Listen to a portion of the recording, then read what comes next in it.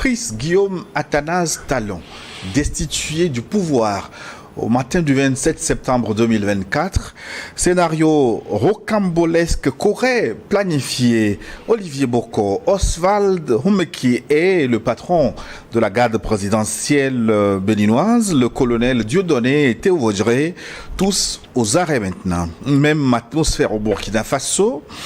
Voisins où plusieurs personnalités civiles et militaires sont pareillement accusés d'un plan de déstabilisation par des actions terroristes. Y a-t-il un parallèle à établir entre les deux tentatives concomitantes de coup d'État? Sujet de réflexion du forum de cette semaine avec au plateau Watawede Onibo. Cher ami, bonjour. Bonjour Monsieur Gilles, bonjour à nos téléspectateurs. Bonjour à tous les Béninois, à tous les Togolais et tous ceux qui nous suivent un peu partout dans le monde. Activiste politique, écrivain, essayiste, il sera en compagnie de l'homme qui ne bouge pas, son Excellence Sogoyou Kegewi. Bonjour, son Excellence. Bonjour Gilles, bonjour à nos téléspectateurs et bon dimanche à tous. Sogoyou Kegewi est journaliste, ancien ambassadeur du Togo, Bénin, Burkina, tentative croisée de coup d'État avec point d'interrogation. C'est le sujet du jour et vous êtes conviés à enrichir cette émission par vos contributions via WhatsApp, plus 228 96 08 43 43. C'est le numéro pour nous écrire. Je nous ferai le plaisir de relayer vos contributions dans la seconde partie. Si vous nous suivez ce dimanche à midi, nous sommes en direct. Mais si c'est en différé sur notre chaîne YouTube, c'est le moment de protéger cette émission parce que vous l'aimez. Avec votre pouce, symbolisez votre protection à cette émission. Abonnez-vous à notre chaîne officielle New World TV avec le nouveau logo si ce n'est pas encore fait. N'oubliez pas d'activer la cloche de notification pour recevoir les alertes quand nous publions les nouvelles vidéos. Et partagez New World Forum pour porter loin la voix de l'Afrique qui change, la voix de l'Afrique qui fait face à de nouvelles tentatives de coup d'État présumés. Alors, chers invités au plateau, je commence avec vous. Le contexte, il est de plus en plus sulfureux. Pourquoi les tentatives de coup d'État se multiplient-elles dans la sous-région ces dernières années? Je commence avec vous, Watawede Onibo. Monsieur Gilles, si aujourd'hui on constate qu'il y a une récurrence de tentatives de coup d'État dans nos pays, c'est tout simplement parce que des acteurs dans un pays ou dans un autre ont perdu le pouvoir et ils estiment que c'est le moyen idéal entre griffes pour eux de reconquérir ce pouvoir. Pour d'autres, c'est que ils n'ont pas le pouvoir et ils se sentent lésés, ils se sentent obligés d'aller conquérir le pouvoir et encore avec eux, la meilleure manière pour eux de conquérir ce pouvoir, c'est que c'est pas la force. Les élections sont déjà trop loin pour eux. Ils sont très impatients et donc la seule formule pour eux, c'est de faire en griffe un coup d'État leur permettant d'accéder au pouvoir. C'est ce que je constate malheureusement, même si dans le cadre de cette émission Burkina Faso, Bénin, tentative croisée de coup d'État, point d'interrogation, c'est que les scénarios ne sont pas forcément les mêmes. Les objectifs ne sont pas forcément les mêmes. On aura le temps d'en débattre tout à l'heure au cours de cette émission. Sogoyou Kegewi. Contrairement à ce que tu penses, les coups d'État ne sont pas une nouveauté dans la région. Et se sont peut-être juste déplacés de certains pays vers d'autres pays. Sinon, les coups d'État, l'Afrique de l'Ouest est un terrain de coups d'État permanent. Maintenant, le parallèle entre le coup d'État ou les tentatives d'un pays à un autre, moi je crois qu'il ne faut pas comparer ce qui n'est pas comparable. Le Burkina Faso et le cas du Bénin. Au Burkina Faso, c'est des États normalement constitués, des puissances d'ailleurs, avec des complices locaux clairement identifiés et qui ne cachent pas leurs intentions, qui passent leur temps à claironner. On va renverser IB, on va tuer IB, on va renverser Tiani, on va renverser Goïta. Donc c'est des choses assumées des citoyens burkinabés, assumées des élites que le contribuable burkinabé a payé pour former, qui devait être aujourd'hui à l'avant-garde de la révolution, des grands changements qui s'annoncent pour donner à ce pays l'image d'un vrai pays et non d'une plantation de canne à sucre. Bon, c'est eux maintenant, ces intellectuels-là, qui se mêlent de vouloir renverser le pouvoir en place. Donc, c'est assumé. On n'a pas besoin de savoir est-ce qu'il y a tentative de coup d'État ou non au Burkina. Et pour ça, on a massacré des centaines de pauvres paysans, juste soi-disant pour révolter la population contre IB. Mais c'est le contraire qui est arrivé parce que les populations finissent par se rendre compte que ceux qui contestent IB sont tous des assoiffés de sang et surtout du sang des innocents. Maintenant, quand on vient sur le cas du Bénin, mais c'est une guerre entre amis, si j'ai bien compris, hein. Puisque Olivier Boko, le pauvre, on dit qu'il allait même chez le président quand on l'a arrêté. Mais et c'est la nuit, ils ont l'habitude de se voir la nuit. Gilles, tu ne peux pas te lever à Lomé pour aller chez le président au-delà de 23 heures. Pour faire quoi? Est-ce qu'il t'a invité? Non. Mais si tu as l'habitude d'aller prendre ton café avec lui le soir et échanger sur la vie, c'est normal que tu puisses aller chez le président. Donc voilà, ici, c'est un ami. C'est plus qu'un ami. C'est un frère.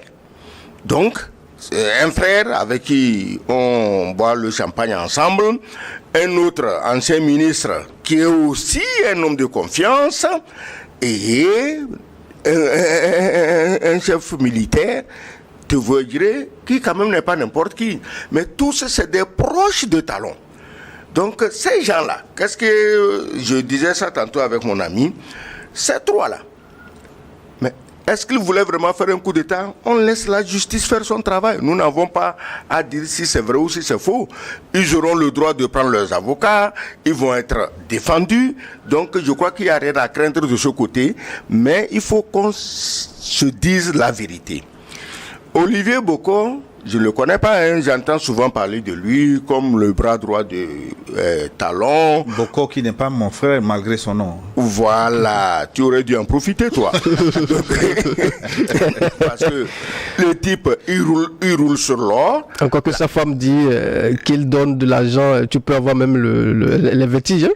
Voilà, voilà. Et il roule sur l'or, hein, il nage dans l'argent. La preuve, combien on prend chez Omeki? Mais 1,5 milliard, Gilles, soyez sérieux, 1,5 milliard, même en coupure de 10 000, ça fait beaucoup. Il faut vraiment une 4x4 robuste pour transporter ça. Donc tous ces gens-là, ils sont amis. C'est des amis. Et les amis, il faut comprendre quelque chose en Afrique, et c'est valable partout dans le monde. Si ton ami vient au pouvoir, tu ne dois pas te considérer comme un coprésident. C'est pas possible. Le vieux grec Sénèque disait qu'un ami au pouvoir est un ami de moins. C'est-à-dire que vous êtes 15, 20 amis et puis un jour quelqu'un d'entre vous devient président, comptez le moins. C'est-à-dire que vous êtes maintenant 14 au lieu de 15. Un ami au pouvoir est un ami de moins et c'est normal. Le président ne peut pas venir au pouvoir et puis bon, on fait rassemblement des amis. Les amis, c'est pas le parti politique, c'est les partis politiques qui portent les gens au pouvoir. Donc je crois que Olivier Boko, se croyant déjà à la place du prince. Ben, il n'avait pas totalement tort. Il a su quand même patienter pour attendre la fin du deuxième mandat avant de vouloir. Attends, il a su patienter. On lui devait quelque chose? Ben, il a le droit aussi de. Donc tous les 12 millions de. Ils sont combien de Béninois? 12 ou 14 millions de Béninois? 12 à 13 millions, je pense. 12 à 13 millions. 13 millions. Donc tous les 13 millions aussi ont patienté parce que chaque Béninois peut être président. Parce qu'il faut faire très attention. Il ne faut pas que des gens croient que le pays leur doit quelque chose. Le pays ne doit rien à personne. S'il doit, il doit à tous ses enfants parce que tous ses enfants contribuent à la construction de ce pays. Donc, pour me résumer, c'est pour dire que tentative de coup d'État en Afrique de l'Ouest, c'est une maladie, une vieille maladie qui continue. Et maintenant, entre le Burkina et le Bénin, il n'y a absolument rien à comparer. Absolument rien. Bon, on va revenir en détail sur ces deux tentatives, mais je voudrais qu'on creuse davantage les causes profondes de ces coups d'État. est-ce qu'il n'y a pas raison de s'interroger sur les modes de dévolution du pouvoir? Est-ce que c'est parce que ces modes sont corrompus, dévoyés, galvaudés? Parce que quand c'est difficile d'ouvrir la porte, le seul moyen qui reste, c'est de forcer. Est-ce que c'est le cas parce que les modes de dévolution du pouvoir sont devenus, se sont rouillés, que des individus pensent que la seule façon de prendre le pouvoir, c'est par les armes? C'est ce qui nous arrive en Afrique de l'Ouest. Watouele Honimbo. Non, mais malheureusement, c'est ça. On parle aujourd'hui du Bénin, du Burkina Faso. Quand vous prenez le cas du Bénin, par exemple, je ne justifie pas les coups d'État, encore que je les condamne faiblement, parce qu'un coup d'État, c'est un saut dans le vide, et on ne sait pas ce qui va se passer les heures, les mois et les années à suivre, comment on appelle, de ce coup d'État. Et donc, je condamne faiblement. Mais je dis, quand vous prenez tout votre temps de gouvernance pour exclure les gens de la participation à la vie de la cité. Quand vous prenez tout votre temps à exclure des parties de la population, à aller voter, mais c'est que ça crée des frustrations. Ça crée des frustrations les plus énormes. Moi, qui suis ici avec vous sur le plateau, j'ai voté au Bénin maintenant. J'ai voté en 2016. En 2019, j'avais refusé de voter parce que les gens qu'on m'a obligé à voter, c'est-à-dire les candidats ou les partis politiques qu'on nous a présentés, c'est que c'est des partis auxquels je ne me retrouve pas. Ce n'est pas des partis politiques qui ont des agendas politiques qui sont les miens. Je ne me retrouve pas. Et donc, je n'avais pas voté. Beaucoup étaient empêchés d'être candidats, selon vous? Non, on m'a empêché en réalité de voter. Et c'est comme ça s'est passé un peu partout. Beaucoup de Béninois ont été emprisonnés pour ça. Parce qu'ils se disaient, non, on ne peut pas nous empêcher de participer à des élections. Le même scénario s'est produit en 2020. Le même scénario s'est produit, comme on appelle, en 2021. Donc, je dis quoi? De l'exclusion, comme le disait Kémy Sépa, c'est de l'exclusion de l'homme ou d'un peuple, pas un autre, n'est la volonté pour l'entité ostracisée, exclue, de constituer sa propre puissance. Maintenant, est-ce qu'il faut constituer sa propre puissance à partir des coups d'État?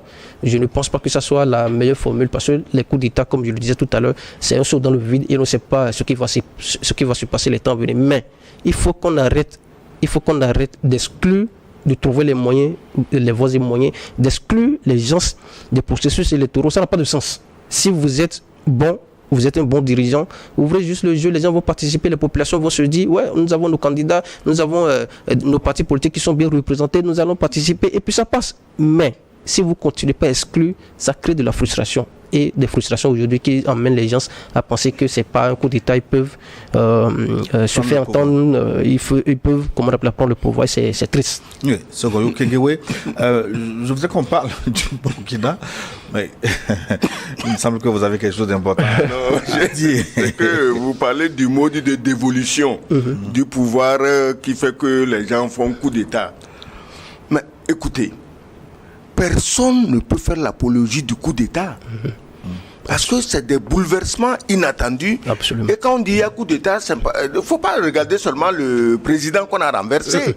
Il faut regarder tout un écosystème autour du président, dans le peuple, dans la population. Qui chamboule du jour. Tout ce qui crée des frustrations, des haines supplémentaires. Parce que le coup d'État crée des haines supplémentaires. Donc il vaut mieux, par une élection normale, élire un président accepté de tous, soutenu de tous, et qu'on se mette après, dès que les élections finissent, que les gens se mettent au travail au lieu de passer le temps à faire l'apologie de non, on m'a volé, c'est moi qui ai gagné, c'est moi qui... Ça ne sert à rien. Maintenant, élection démocratique. Vous avez vu vous-même les échantillons que nous a servi Robert Bourgi. Donc vous avez vu le modèle d'élection démocratique en Afrique dite francophone. Depuis les années 90. Mais non, bien avant. Mais attends, depuis toujours. Bon, donc comment veux-tu que dans un pays où on a fait coup d'État, Burkina, Mali, Niger, il n'y a pas eu une goutte de sang versée, du moins pendant le coup d'État. Et dans un autre où démocratiquement élu, plus de 3000 cadavres, et on ramasse quelqu'un, on l'envoie à la justice, et puis aujourd'hui, brusquement, on apprend que le type qui a été arrêté, en fait, c'est lui qui a gagné les élections, et que c'est l'autre qu'on devait amener à la justice à La Haye pour justifier les 3000 morts. Est-ce que ça te donne vraiment envie, dans nos précarés, d'avoir un président démocratiquement élu?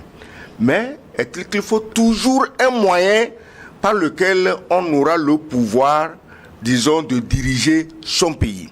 Les Africains, depuis que nous sommes indépendants, si tel est que nous étions indépendants, auraient dû imaginer des formes de dévolution de pouvoir. Nous, écoutez, quand tu prends un pays comme le Bénin, quand tu prends un pays comme le Ghana, c'est des pays qui ont connu des royautés. Ils ont connu des royaumes puissants, on les connaît. Le royaume d'Abomey, Porto Novo, tu prends les royaumes Ashanti au Ghana. Mais ça veut dire qu'il y avait une façon, je ne dis pas qu'il faut faire le royaume et faire succession familiale, non. Mais je dis qu'il y avait quand même des voies et moyens d'accéder au pouvoir qu'on peut explorer, nos juristes peuvent explorer et concevoir quelque chose qui puisse nous aider à gérer nos pays. Sinon, les démocratiquement élus, les fake démocratiquement élus, sont plus dangereux que les putschistes. C'est à cela que nous devions nous rendre compte de tout cela. Oui, mais Excellence, vous me permettez d'ouvrir une parenthèse. C'est pas tant l'histoire des démocratiquement élus ou non qui me préoccupe, mais ce qui est affligeant à mes yeux, c'est le silence parfois qui entoure ces révélations quand même qui sont extrêmement graves. Ce que votre ami Robert Bourgi a révélé la dernière fois. Que Dieu me garde, je ne le connais pas. Le rôle joué par des présidents de notre pays, en l'occurrence Sarkozy, non. Et qui vitifie un président, entre guillemets, élu, et son rôle dans l'assassinat de Kadhafi, mais tout ça, on écoute, on se tait, on ne soulève pas le débat. Moi, ça me dérange. Attends, quel débat tu veux soulever? Le vaincu ou le vainqueur doit soulever le débat. Aujourd'hui, si j'étais ivoirien, si j'avais l'honneur de connaître Gbagbo, j'allais lui dire, ne dis rien, observe-les, c'est entre eux, hein. C'est les voleurs qui ont commencé à se dénoncer. Laisse-les se dénoncer, ne mets pas ta bouche parce que demain on va dire que c'est toi qui crée encore le désordre. Laisse-les. Parce que quand ils te volaient, quand ils te martyrisaient, quand ils te traînaient dans la boue, quand ils t'emprisonnaient, mais ils n'ont pas demandé ton avis. Si aujourd'hui, entre voleurs, en fait, le problème, c'est quoi? Le pauvre Bourgi, il ne fait que, disons, terminer le travail de mise à mort. Parce que tout le monde sait ce que les autres en haut là-bas veulent. C'est pas la peine de dire qui veut quoi. Bon, on est peut-être fatigué de l'autre, on veut le dégommer, on lui dit, tu as été illégalement président. Mais s'il a été illégalement président, au fait, il n'est pas fautif. C'est ceux qui l'ont proclamé président. C'est les Nations Unies qui étaient là-bas, la CEDEAO qui était là-bas, l'Union africaine, l'Union européenne. C'est tous des crapules, des bandits. Il faut les arrêter. Il ne faut pas seulement aujourd'hui, parce que ce qui est dangereux, ce que Bourgi a dit, c'est dans l'espoir de dresser encore Ivoiriens contre Ivoiriens pour qu'ils s'entretuent. Mais il ne faut pas que les Ivoiriens tombent dans le piège.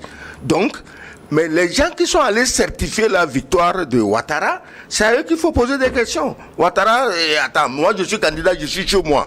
On vient me dire que j'ai gagné. Où est ma faute? Mais ceux qui ont dit que j'ai gagné, sachant, c'est aujourd'hui qu'on le sait, hein, qu'ils savaient que je n'ai pas gagné, c'est à eux qu'il faut poser des questions. Il faut que les Ivoiriens évitent le piège de commencer encore à s'entretuer pour faire les affaires de ce que nous connaissons. Seulement, j'ai toujours dit que c'est une erreur que certains chefs d'État africains continuent de croire que leur ancien colonisateur est devenu leur ami. Voilà. Si vous Monibo, pour refermer rapidement cette parenthèse, ce Sarkozy, Nicolas, il a quand même fait du tort à l'Afrique. Hein? Non, mais il a fait énormément du tort. Sarkozy a fait énormément du tort. Et encore que, il y a de cela quelques mois, je pense, il est nommé conseiller par le président Alassane Ouattara dans un pays du Golfe. C'est triste. Ce que moi je voulais dire, les révélations de Bourgi, moi je pense que ça devrait servir de leçon à nos dirigeants.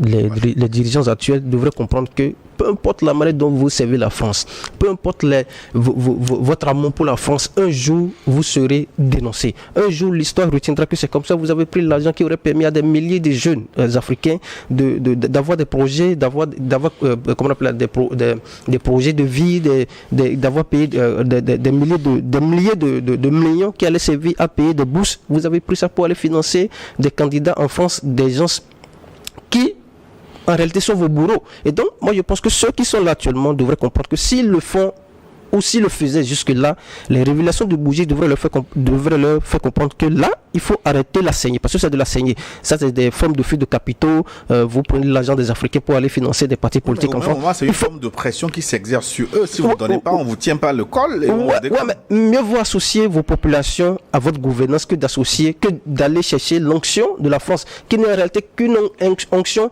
éphémère qui, au finish, vous allez partir. Tous ceux qui ont servi la France, tous les chefs d'État qui ont servi la France, ou tous les candidats qui sont allés prendre l'onction de la France pour devenir président, mais ils ont fini. On a vu comment ils ont fini. On a vu tout récemment Ali Bongo, comment il a fini, malgré qu'il ait servi la France, malgré qu'il ait pris l'argent des Gabonais, même depuis son père, pour aller investir en France, pour aller prendre des appartements en France, pour aller prendre des biens qu'ils ont fini par appeler biens mal acquis.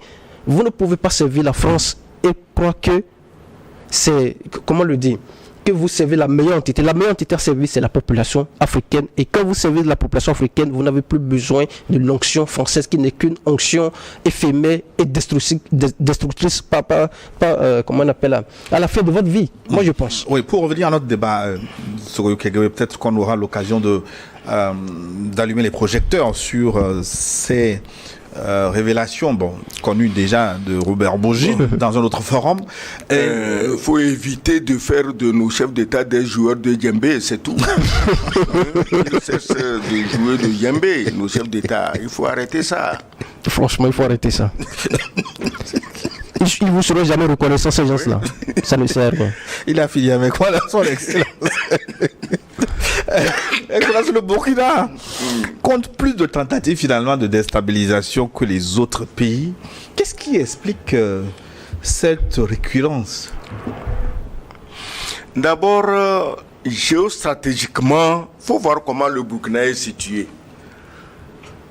Il est normal que pour ceux qui se prennent toujours pour les propriétaires légitimes des Noirs dans les plantations, qu'ils se disent que quelqu'un au Burkina dise que le pays lui appartient est un crime de lèse-majesté. Donc, il faut le dégommer. C'est matin, midi, soir. Il ne pense qu'à ça. En finir avec le jeune Traoré. Mais le jeune Traoré, il est protégé par son peuple. Il est protégé par ses ancêtres. Il est protégé par les mains de tous nos ancêtres africains. Quand tu prends tous ceux en Afrique australe, Afrique du Sud, toutes les souffrances, tu viens prendre toutes les souffrances dans nos pays ici pendant le temps colonial. Mais Gilles, j'ai l'impression qu'on ne vous raconte pas comment les gens vivaient dans nos pays pendant le temps colonial. On nous avait tout appris sauf la démocratie et les droits de l'homme. Donc, aujourd'hui qu'une âme désignée, choisie, lutte contre cet état de choses, on ne peut pas laisser le Burkina tranquille parce qu'on se dit, comme il est le plus jeune et que le plus agité, c'est pas qu'il est agité, il s'exprime, il parle, bon, si on le dégomme, les autres vont se taire. Mais le calcul est faux, parce que c'est pas la famille Barry qui a tout eu au Burkina gratuitement. C'est pas l'autre là, le Bassolé. En fait, c'est un officier, ce Bassolé. C'est un officier. C'est un officier, c'est un général qui a tout eu au Burkina, qui va aller recruter des gens pour qu'on aille à Bassolaga, tuer des civils. Je crois que graduellement, les Burkinabés, même ceux qui n'aimaient pas Traoré, se rendent compte qu'il est leur bouclier. Alors, il faut enlever le bouclier si vous voulez asservir encore le peuple. Moi, je dis ceci. Aucun peuple africain ne se laissera plus jamais asservir. Les anciens présidents, ils vont partir. Les nouveaux vont arriver. Même si certains donnent la priorité à la danse, mais je préfère un président qui danse avec son peuple qu'un autre qui tue le peuple. Donc, même si c'est des présidents danseurs, ils finiront par changer et savoir raison donner aux exploitants de toujours que il est temps, mes amis, qu'on se partage ne serait-ce que moitié les richesses de nos pays. Si quelqu'un refuse le partage moitié, bon, qu'est-ce que tu veux? Ça veut que tu es esclave, il veut que tu sois éternellement esclave et c'est à toi de te battre parce que l'esclavage ne marche que quand on l'a accepté. Nos dirigeants acceptent de moins en moins l'esclavage. Il est horrible, inacceptable que dès qu'un chef d'État africain manifeste tant soit peu un désir d'émancipation qu'on le prenne pour l'ennemi de tel pays. Mais qu'est-ce que ce pays fait pour devenir mon ennemi? Moi, je veux juste que ma population vive mieux. Je veux juste que nous soyons plus libres. Que si je veux acheter un fusil de chasse, que je l'achète chez qui me le vend de meilleure qualité et meilleur prix. C'est tout. Et c'est à cause de ça, on va dire que non, tu es contre ce pays. Mais là, ce pays risque d'avoir toute la planète sur son dos. Ouais, mais si vous devenez libre, on ne va plus jouer au djembé. C'est ça le vrai problème. Le djembé, il y en a encore. Hein. J'en vois dans la circulation. Heureusement que ça ne venait pas du Togo. Oui, le spectre de la dernière tentative au Burkina Faso semble plus large. Ouais. Les implications sont allées au-delà du pays, avec des personnes soupçonnées souvent en France, en Afrique. Même on a parlé de l'ancien président déchu d'Amiba. Pourquoi le phénomène prend-il de l'ampleur alors que les présumés complotistes sont connus? Je pense que c'est une très belle question. Avant de revenir même sur la question, moi, ce que je vois, je constate au Burkina Faso, avec les séries de tentatives de coup d'État, on se demande à qui profiterait cette tentative de coup d'État. Mais disons-le très clairement, ces tentatives vont profiter, en tout cas si les coups d'État avaient eu lieu, mais ces coups d'État, ils allaient profiter beaucoup plus à l'entité française, à l'entité france-africaine. Parce que le Burkina Faso, c'est l'un des 3 pays, disons-le très clairement, dans la sous-région, qui sont les plus souverainistes. Le Burkina Faso aujourd'hui a dit non, nous ne voulons plus rester sous la domination française. Et parce que le Burkina Faso a dit nous ne voulons plus rester sous domination française, il y a un général qui avait dit là, il faut aller encore en Afrique reconquérir c'était, même si ça doit prendre par la force armée. Et c'est ça ce qui arrive déjà comme ça. Les gens sont allés faire des morts à Bassalogo, tout simplement dans l'intention de fragiliser, selon eux, le gouvernement de IB. Et en fragilisant le gouvernement IB, il allait peut-être exposer ce gouvernement, je ne sais pas, à ce qui était arrivé à Kadhafi, à une intervention militaire française. Moi, je n'arrive pas à comprendre. Mais tout ce que je sais, c'est que ce qui se passe au Burkina Faso, ces tentatives ou les séries de tentatives de coup d'État profitent énormément à la France qui a besoin encore du Burkina Faso, qui a besoin des pays de l'AES pour montrer aux autres que oui, ces pays-là ont échoué dans leur lutte contre le terrorisme, ces pays ont échoué dans leur lutte de justice sociale, et pour cela, il faut d'autres entités, et ces entités malheureusement sont ceux qui ont été tout le temps nourris par le contribuable burkinabé. Et ce qui se passe encore de façon dramatique, et c'est ça que vous dites, c'est que des burkinabés soupçonnés sont aujourd'hui considérés comme ceux qui sont réellement ceux qui travaillent en sourdine, ceux qui travaillent en offre pour qu'il y ait déstabilisation du Burkina Faso. Et quand vous citez Djibril Bassolé, quand vous citez les Bari, quand vous citez tout ce qu'on nous a cité, quand moi j'ai suivi l'intervention du ministre de l'Intérieur, mais j'ai déposé mon téléphone portable, j'ai imaginé la vie, je me suis dit, est-ce que c'est comme ça se passe dans les autres pays? Des gens qu'on n'a jamais soupçonné, on ne pourrait jamais imaginer que des officiers militaires de haut rang, des gens qui ont été ambassadeurs, s'il vous plaît, des gens qui ont été ambassadeurs de la République, des gens qui ont, à qui on a confié des postes stratégiques du pays en temps, sont aujourd'hui les entités à partir desquelles une entité étrangère ou des entités étrangères s'appuient pour déstabiliser leur propre pays, pour tuer des innocentes populations. Moi, franchement, j'étais tombé de nuit. Et c'est là que j'ai compris que si le phénomène du terrorisme est en train de s'étendre du Sahel vers le golfe de Guinée, c'est que des gens qu'on n'avait pas soupçonnés, des gens qui ont eu à gérer nos États sont maintenant impliqués. Et s'ils sont impliqués, mais facilement le truc ça va prendre de la hauteur, ça va prendre une autre dimension, parce que ce ne sont plus que les drogués de la brousse. Des gens soupçonnés sont des exécutants dans le jeu. Gilles, son excellence. Tu sais, tout ce qui se passe sous nos yeux, au fait que la racine se trouve où? Ça se trouve dans l'argent et les biens mal acquis. Tous ces gens qu'on cite là, c'est des gens qui ont un appartement et compte bancaire bien garni de l'autre côté. S'ils ne suivent pas pour massacrer leur propre population, comment vont-ils jurer de ça? Il y a parmi eux, il n'y a personne parmi eux qui était, disons, un pauvre gars à Ouagadougou. Absolument pas. C'est des gens qui allaient à Paris, revenaient, comme toi, tu vas chez toi, tu appelles comment déjà ton village? Clologo. Hein? Clologo. Clologo. Oui, bien sûr. Comme toi, tu vas à Clologo et tu reviens à Lomé, c'est comme ça qu'ils allaient à Paris. Donc, ils sont tenus, par tout ce qu'ils ont volé à leur pays, ils doivent protéger ça. Et ils ne peuvent protéger ça qu'en suivant les ordres de celui-là chez qui, le receleur, celui-là chez qui sont allés cacher leur vol. Donc, le problème, pourquoi on en veut encore plus au capitaine Ibrahim Traoré, c'est qu'il veut arracher le mal à la racine. Comme il a dit, on ne savait pas que des dirigeants étaient dedans. Donc aujourd'hui, on s'aperçoit que s'il n'y avait pas eu ces officiers patriotes au Mali, au Niger et au Burkina, mais le terrorisme c'était parti pour 1000 ans. Puisque chacun allait créer ces terroristes par lesquels il prend le pouvoir. Parce qu'ils ont dit quoi ces gens-là? Il faut négocier avec les terroristes. Donc, moi, je crée mon groupe terroriste. Bon, ça ne va pas, je leur donne assez d'argent pour tuer beaucoup d'innocents. Et j'ai dit, il faut négocier. Les terroristes viennent négocier. En fait, ils sont en train de négocier pour moi. Donc, Ibrahim Traoré a compris ça. Il veut déraciner le mal. Et c'est ça qui fait mal à celui-là, au chef suprême de la mafia, au capot de la mafia africaine, qui donnait les ordres et les autres exécutaient.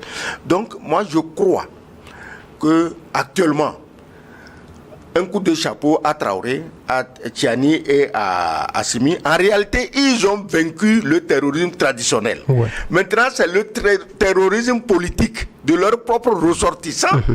Qui recrutent des gens pour tuer. Ce n'est plus les djihadistes, les machins. Non, ce n'est plus ça. Ils ont été vaincus. Depuis Djibo, depuis Kidal, depuis Tenzoaten, mais ces gens ont été battus. Maintenant, c'est les politiques, les politiciens internes qui recrutent des gens qui se réclament terroristes pour faire la politique qu'eux ils veulent, pour leur permettre d'encore dominer le pays et de le saigner. Ils n'ont même pas honte de voir l'état de pauvreté dans lequel vivent leur population, alors que c'est eux qui donnent et l'uranium et l'or et le coton, tout aux autres qui s'engraissent tranquillement sur notre dos. La preuve, depuis que ces uranium, ce or, ce coton et toutes les autres richesses n'arrivent pas là-bas, mais c'est la galère noire.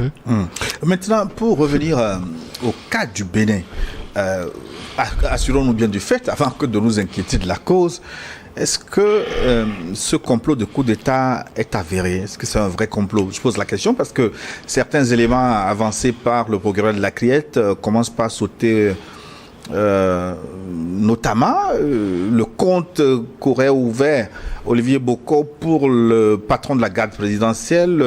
C'est un mensonge selon la banque concernée.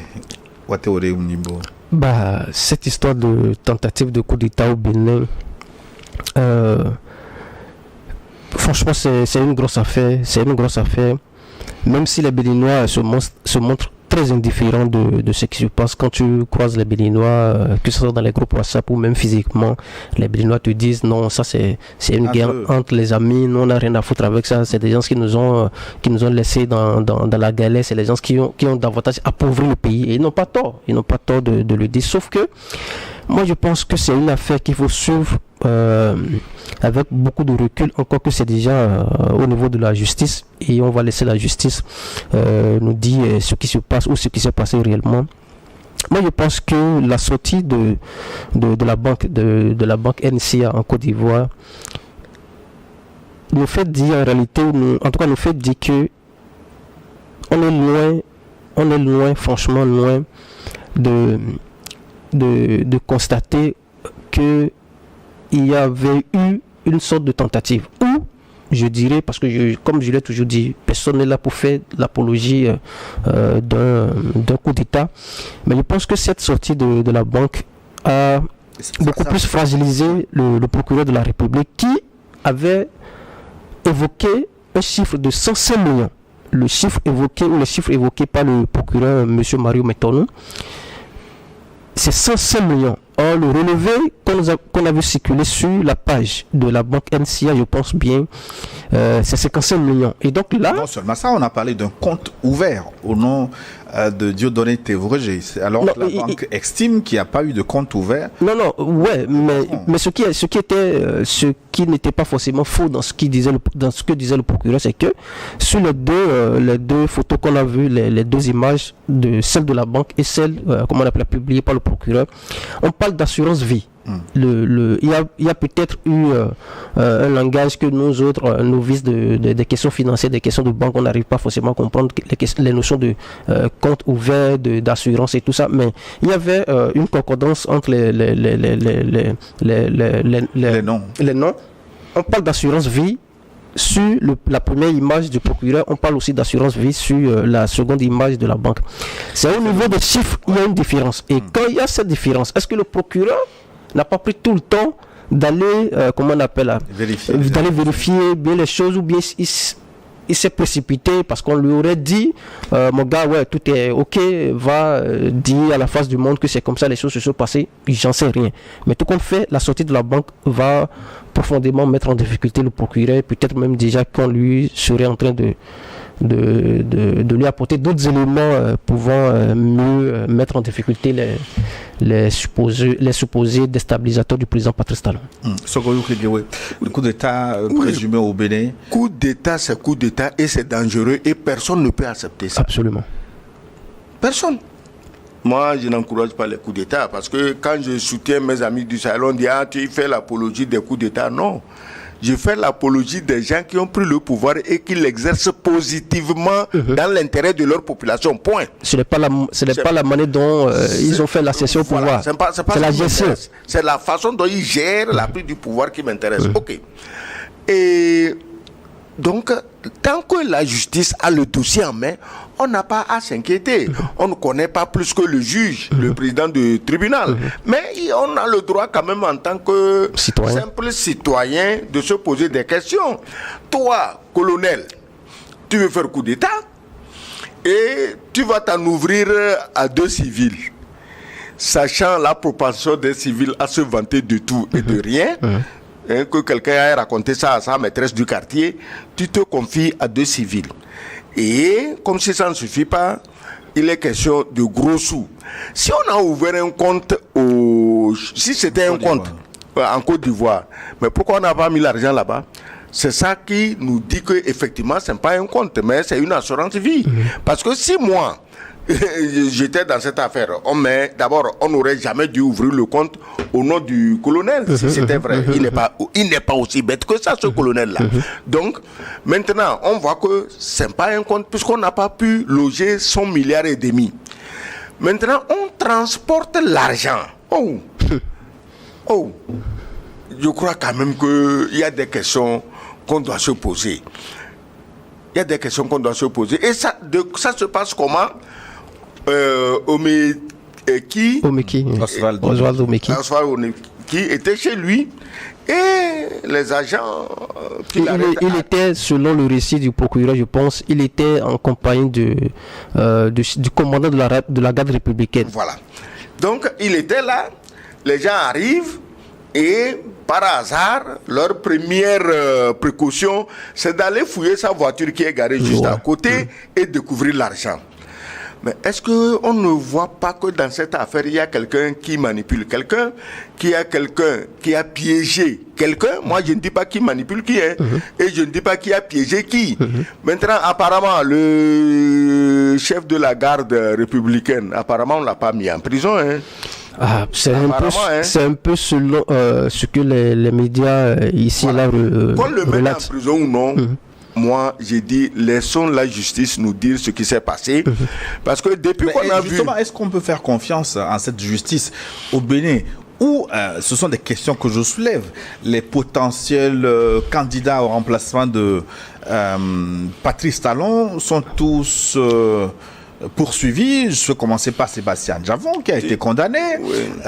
Ensuite, Komi Kouché qui est en exil. On peut ajouter, comment on l'appelle, Riket Madougou.